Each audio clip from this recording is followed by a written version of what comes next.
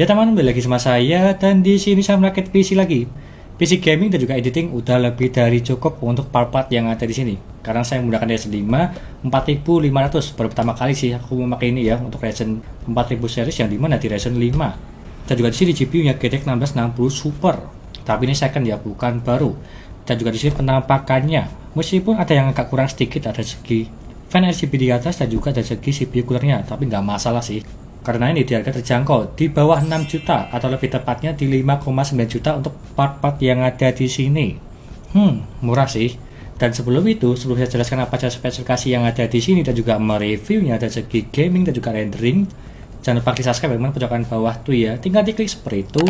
Lanjut yang pertama, di sini saya menggunakan Ryzen 5 4500 di harga 1,2 jutaan lah.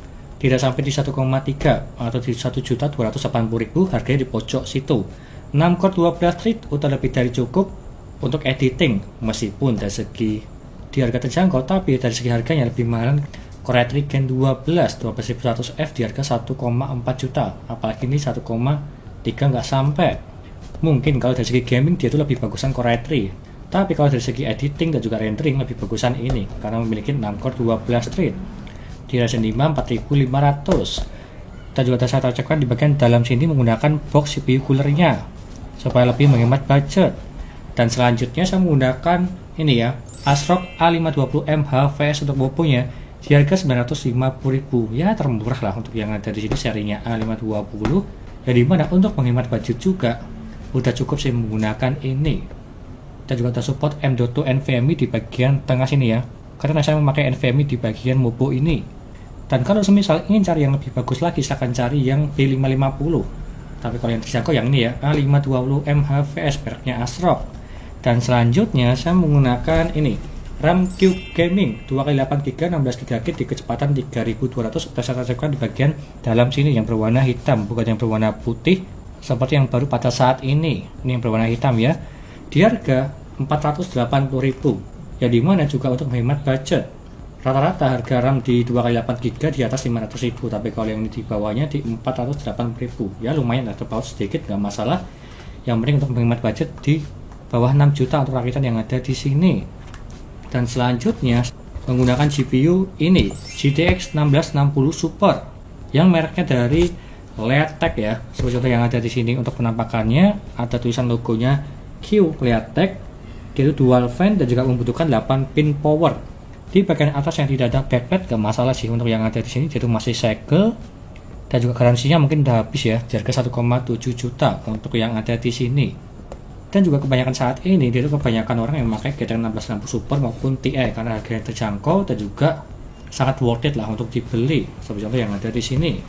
Dan selanjutnya saya menggunakan ini NVMe Digital Alliance DA Drive Pro 512GB. Udah lebih dari cukup lah kalau misalnya mengisi game, software, dan juga yang lainnya.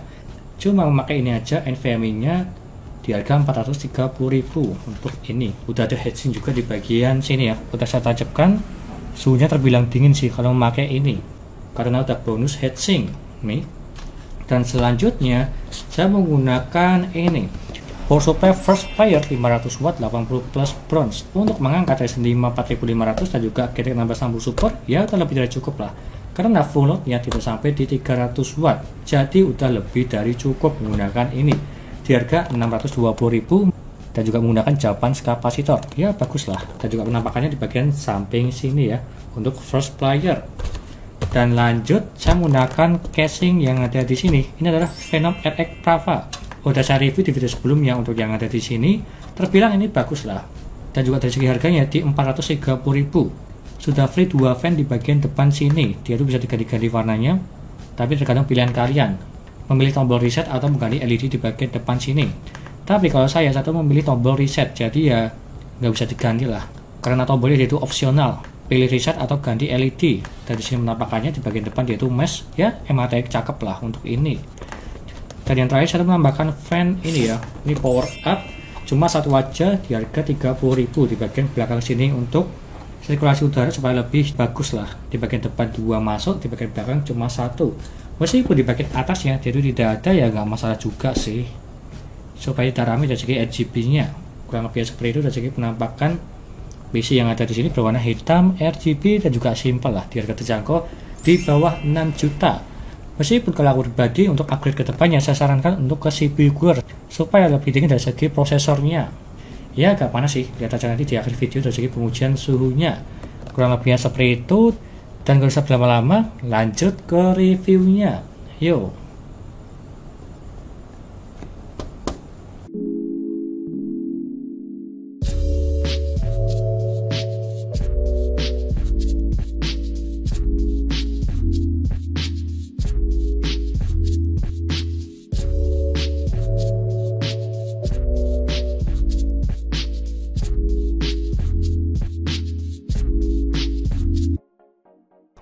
Lanjut yang pertama, dari segi booting Windows menggunakan NVMe DA Drive Pro, dan kita tunggu aja seberapa cepat dia untuk booting Windowsnya.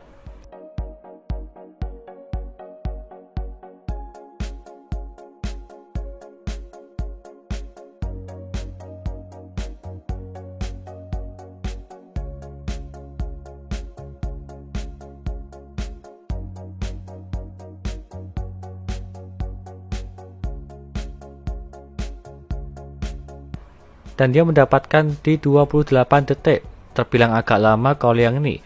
Standarnya NVMe di 15 detikan. Tapi kalau yang ini di 28 detik, terbilang ini agak lama. Tapi nggak masalah sih, terbilang ini masih cepat daripada menggunakan hard disk. Dan juga terkadang di berbeda PC, berbeda kecepatan, meskipun sama-sama menggunakan SSD yang sama. Lanjut ke HD Sentinel untuk mengecek performa, kesehatan, serta suhunya. Untuk yang ini, dia tuh 100% semua, dan juga node-nya dia itu perfect, serta suhunya di 36 derajat, terbilang ini dingin, apalagi menggunakan heatsink bawaan dari NVMe-nya. Lanjut ke Crystal Disk Mark untuk mengecek kecepatan dari segi SSD NVMe DA Drive Pro. Untuk yang ini membaca mendapatkan di 1914, kalau menulisnya di 1585. Dan kalau kita bandingkan yang ada di website, dia itu up to-nya 2000/1050. Dan kalau kita bandingkan membacanya kurang sedikit, tapi dari segi menulisnya dia itu melebihi banyak, di sekitar 500-an lah untuk yang ini. Jadi bisa dibilang ini sesuai dan juga bagus. Lanjut ke HW monitor menggunakan stockler dari AMD untuk mendinginkan Ryzen 5 4500. Untuk minimalnya mendapatkan di 44 derajat. Dan juga maksimalnya di 89 derajat. Untuk minimalnya cuma diem aja di desktop, bisa dibilang ini masih aman di 40-an kecil. Tapi dari segi maksimalnya hampir menyentuh di 90 derajat, agak panas kalau yang ini. Yang dimana ini saya tes di Geekbench R15 5 kali berturut-turut, dan dia untuk paling tinggi di 89 derajat. Ini wajib untuk mengganti CPU cooler, yang dimana aftermarket di harga 200 ribuan lah, yang menggunakan 4 pipa dan juga 12 cm fan-nya supaya lebih dingin. Lanjut ke Geekbench R15 untuk OpenGL mendapatkan di 107 fps menggunakan GTX 1660 Super, serta di CPU mendapatkan di 1454 CP menggunakan 6 core 12 thread. Lanjut ke gamingnya, yang pertama GTA 5. Settingan 1080p dan juga settingan Very High mendapatkan di 131 fps. Ini pun terbilang aman lah di game GTA 5. Dan apalagi di game GTA Roleplay, ini pun juga masih sangat aman di settingan High maupun di settingan Very High. Lanjut ke RDR2. Settingan 1080p dan juga settingan High mendapatkan di 62 fps. Ini pun juga masih aman, masih mendapatkan di atas rata-rata, di atas 60 fps. Dan apalagi ini di settingan high. Lanjut ke Need for Speed Heat. Settingan 1080p dan juga settingan high mendapatkan di 65 fps. Ini pun juga masih aman, masih mendapatkan di atas 60 fps untuk gaming yang lebih smooth. Kalau misalnya ingin lebih, silahkan setting ke normal lah untuk yang ini.